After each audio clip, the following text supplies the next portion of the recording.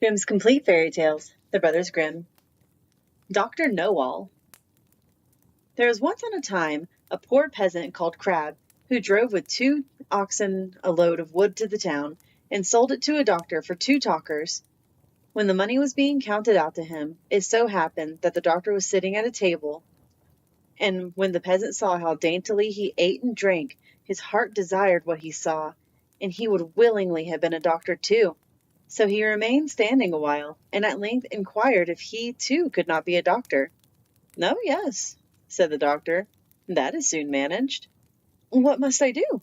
asked the peasant.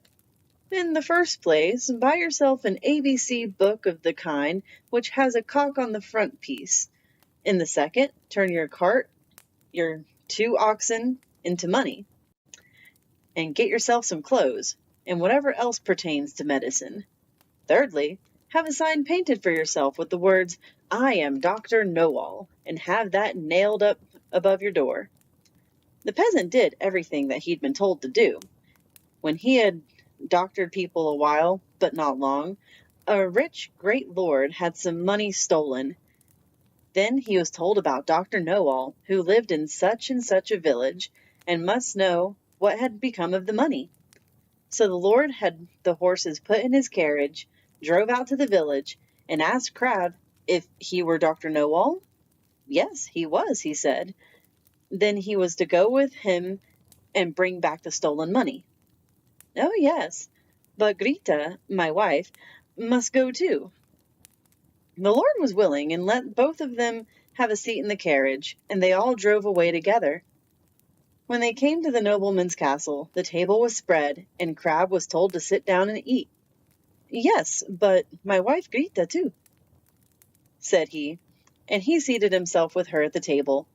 And when the first servant came with a dish of delicate fare, the peasant nudged his wife and said, "Grita, that was the first," meaning that was the servant who brought the first dish.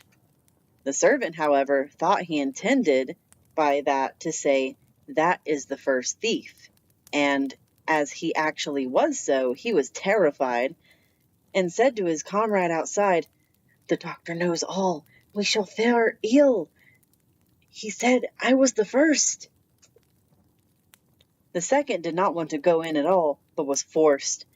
So when he went in with his dish, the peasant nudged his wife and said, "Grita, that is the second." The servant was just as much alarmed, and he got out. The third did not fare better, for the peasant again said, "Grita, that is the third."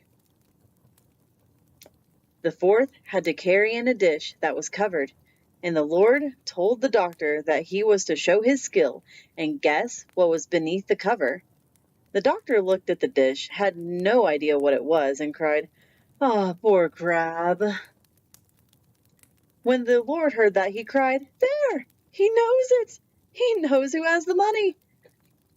On this, the servants looked terribly uneasy, and made a sign to the doctor that they wished him to step outside for a moment. When, therefore, he went out, and all 4 of them confessed to him that they had stolen the money, and said that they would willingly restore it, and give him a heavy sum in the bargain if he would not denounce them, for if they did, they'd be hanged. They led him to the spot where the money was concealed. With this the doctor was satisfied, and returned to the hall, sat down to the table, and said, "My lord, now I will search in my book where the gold is hidden."